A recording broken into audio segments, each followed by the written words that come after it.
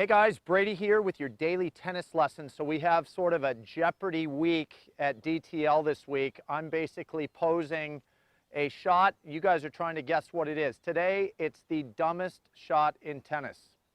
What could that be? Kind of goes hand in hand with yesterday's video, which I said was the smartest shot in tennis.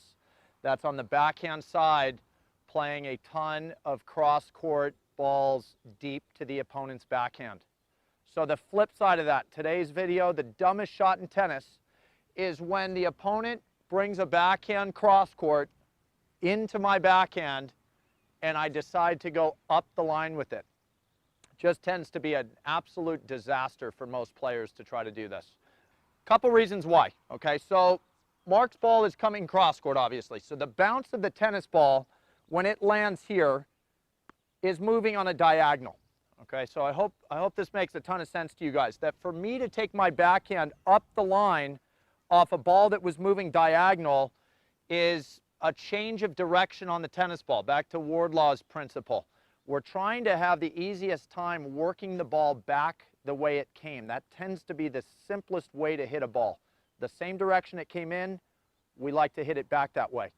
So when the ball has some diagonal to it, and I take it up the line, the timing of that is just very tricky, which is why you see a lot of backhands that attempt line off a diagonal ball, they miss wide because the timing's not there, they catch it a little bit late, and now there's no margin for error up the line. Not to mention, the net is higher. So, you know, just all in all, a very tough thing to time, bringing the ball with enough height in a narrow corner, and there's a good chance I'm going to catch it late. Couple other things. Let's say I do execute the shot. I go up the line, and there's Mark's forehand sitting there waiting for that ball. So generally, even when you hit this well, you're into your opponent's stronger shot. Not the best thing in the world. Not to mention, if we kind of stack on top of that idea, where Mark normally might play that forehand would be cross-court.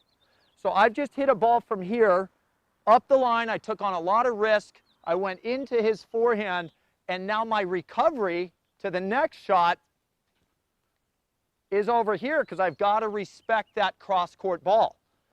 Okay, so number of things working against me there. So we've got to be really careful about taking a backhand up the line off a cross-court ball. Now, to give you guys some relief here, I want to let you know when it is okay to go up the line. If Mark rips a forehand down the line into my backhand, what's great now is the ball being on a straight line and me hitting back out that same direction, I don't have to change the direction of the ball. I think we'll kind of find that principle to be very, very effective, is not having to change the direction of the ball to hit my strongest shots. Not to mention, when Mark rips a ball to the corner here, I think he probably believes that I see a lot of court open on my right, and so he starts moving that direction. So ultimately, I'm going to be hitting behind a player that's exiting that side of the court. A lot of times you'll wrong foot them, and it's obviously a really crisp shot because we didn't change the direction of it, and you get the ball in behind the guy. It's a really cool looking thing. So let's feed one in here, Mark. You'll go down the line to my backhand. And that sure is a fun shot to hit. So you guys can see, I might have caught that a little late.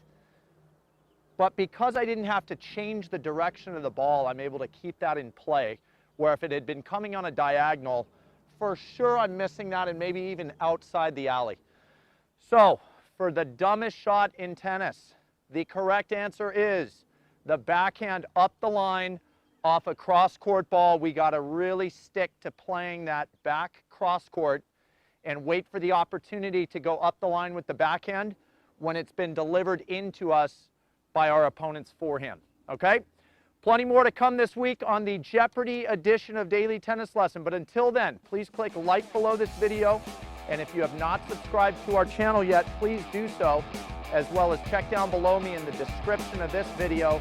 You're going to find the link to 3 free courses Mark and I have put together I think you'll find those great as well. All right, so until next time, be well, and we'll see you soon at Daily Tennis Lesson.